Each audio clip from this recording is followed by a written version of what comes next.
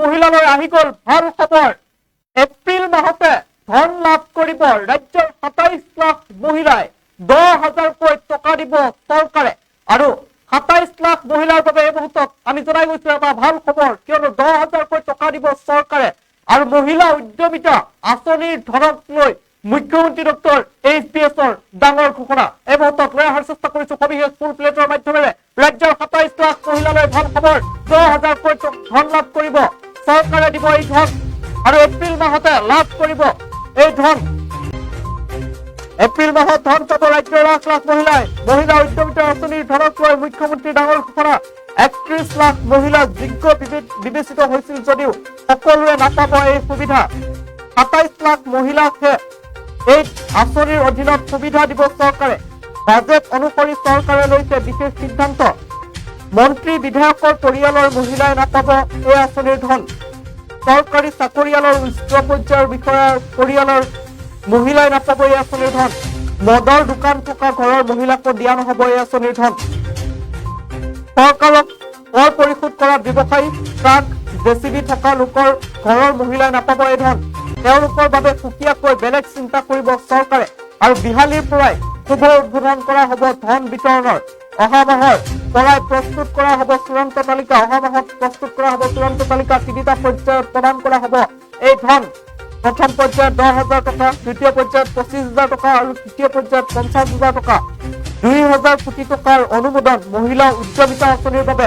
ইতিমধ্যে ২,০০০ কোটি টকা অনুমোদন দিয়া হৈছে মহিলা উদ্যমিতা আঁচনিৰ বাবে। মুখ্যমন্ত্ৰী ডক্টৰ হিমন্ত বিশ্ব শৰ্মাই কৰিছে ডাঙৰ ঘোষণা। ৰাজ্যৰ ২৭ লাখ মহিলালৈ আহি গৈছে ভাল খবৰ। ১০,০০০কৈ টকা দিব চৰকাৰে আৰু এপ্ৰিল মাহত ধন লাভ কৰিব ৰাজ্যৰ লাখ লাখ মহিলাই। মহিলা উদ্যমিতা আঁচনিৰ ধন বিতৰণ কৰা হ'ব। বিহালীৰ পৰাই শুভ উদ্বোধন কৰা হ'ব ধন বিতৰণ। অহা মাহৰ পৰাই প্ৰস্তুত কৰা হ'ব চূড়ান্ত তালিকা আৰু ৩টা পৰ্যায়ত বিতৰণ কৰা হ'ব এই ধন।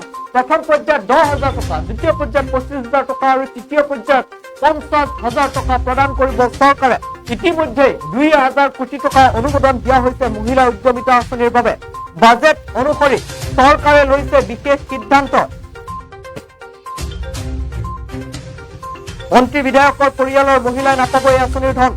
চৰকাৰী চাকৰিয়ালৰ উচ্চ পৰ্যায়ৰ বিষয়াৰ পৰিয়ালৰ মহিলাই নাপাব এই আঁচনিৰ ধন। মদৰ দোকান থকা ঘৰৰ মহিলাকো দিয়া নহব এই ধন আৰু চৰকাৰক কৰ পৰিশোধ কৰা ব্যৱসায়ী, ট্ৰাক, জেচিবি থকা ঘৰৰ লোকৰ মহিলা বঞ্চিত হ'ব এই ধন লাভৰ পৰা।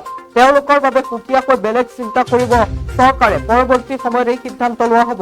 কিন্তু বিহালীৰ পৰা শুভ উদ্বোধন কৰা হ'ব মহিলা উদ্যমিতা আঁচনিৰ ধন বিতৰণৰ কাৰ্যসূচী। অহা মাহৰ পৰাই প্ৰস্তুত কৰা হ'ব চূড়ান্ত তালিকা। ৩টা পৰ্যায়ত প্ৰদান কৰা হ'ব এই ধন। প্ৰথম পৰ্যায়ত ১০,০০০ টকা লাভ কৰিব ৰাজ্যৰ লাখ লাখ মহিলাই। তাৰ পিছতে দ্বিতীয় পৰ্যায়ত ২৫,০০০ টকা আৰু তৃতীয় পৰ্যায়ত ৫০,০০০ টকা। ক্ৰমান্বয়ে পৰ্যায়ক্ৰমে লাভ কৰিব ধন। ইতিমধ্যে ২,০০০ কোটি টকা অনুমোদন দিয়া হৈছে মহিলা উদ্যমিতা আঁচনিৰ বাবে।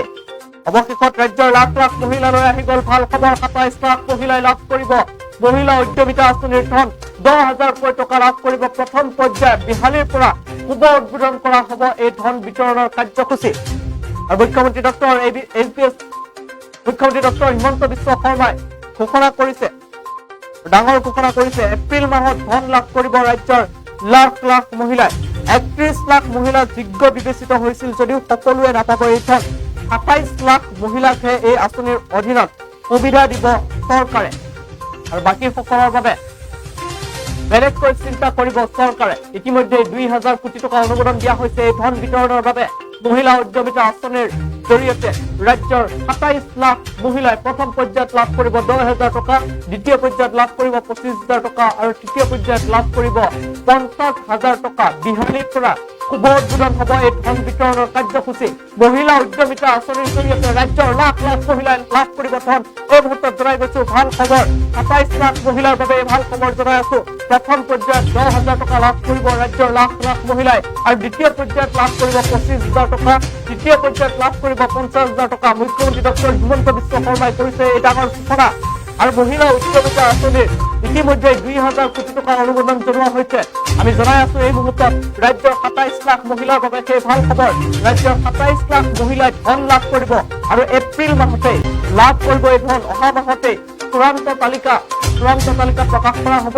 এপ্ৰিল মাহত ৰাজ্যৰ ২৭ লাখ মহিলাই ধন লাভ কৰিব আৰু 10,000 কোটি টকা লাভ কৰিব মহিলা উদ্যমিতা আঁচনিৰ জৰিয়তে।